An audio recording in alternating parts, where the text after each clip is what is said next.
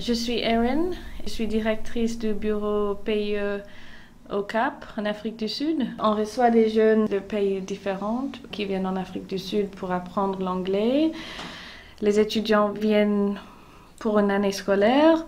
Ils viennent pour aller à l'école, pour partager la vie familiale et pour apprendre la culture sud-africaine. Et aussi, on envoie des étudiants sud-africains à l'étranger. On est là pour être sûr que tout va bien pendant le programme et qu'ils sont contents avec leur famille. On essaie de proposer quelques activités, quelques excursions aussi pour des programmes. Moi, j'adore rencontrer des jeunes et des familles d'accueil qui sont toujours chaleureuses.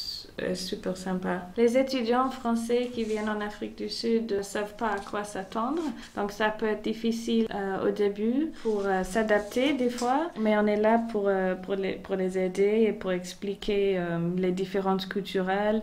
On a eu un étudiant, le premier jour à l'école, il a vomi. Il a trouvé que c'était très très différent et il ne savait pas comment faire. Et en fait, à la fin, il a passé une super année. Il est revenu en Afrique du Sud il y a quelques mois après la fin de son programme et il voulait revenir pour habiter là-bas. Il m'a dit qu'il ne faut jamais arrêter de placer les gens dans cette quartier car il a vraiment passé une super année et c'était très génial de voir quelqu'un qui peut surmonter des choses comme ça. Voici Gaïa avec sa famille d'accueil. La famille est musulmane. Ils ont aussi accueilli une jeune... la première fois, c'était une jeune de France qui était juif et c'était très bien passé.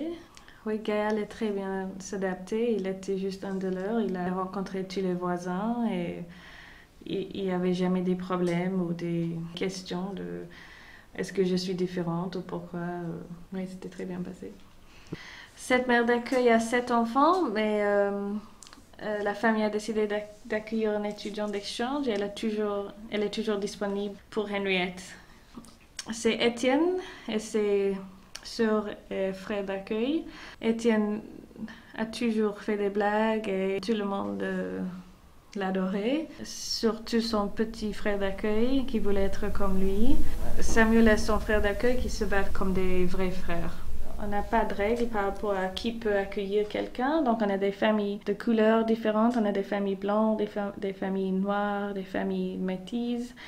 On a des familles de religions différentes. On a des familles avec des enfants ou des familles sans enfants. Quand les étudiants restent ouverts, on n'a pas de souci par rapport à ça.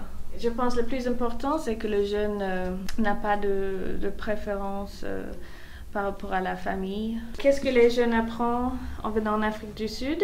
C'est une bonne question. Je pense qu'ils découvrent beaucoup de choses. Par exemple, ils découvrent eux-mêmes. Ils apprennent à se débrouiller sans leurs proches. Ils grandissent. Mais le plus important, je pense, c'est qu'ils découvrent à la fin, même s'il y a des différences en apparence, à la base, on est tous le même. Et on cherche les mêmes choses. Fundamental is the same, you know. Pour moi, les grandes qualités de mon pays, c'est l'esprit des gens qui sont très chaleureux, qui sont prêts à partager leur vie. Et les gens aussi, ils ont un cœur très grand. Aussi la joie de vivre, si on peut dire ça. Afrique du Sud aussi, c'est un beau pays avec beaucoup de choses à voir, mais surtout le Cap. Tu peux faire plein de choses et on a un temps favorable. On profite d'une vie extérieure, ce qui est sympa.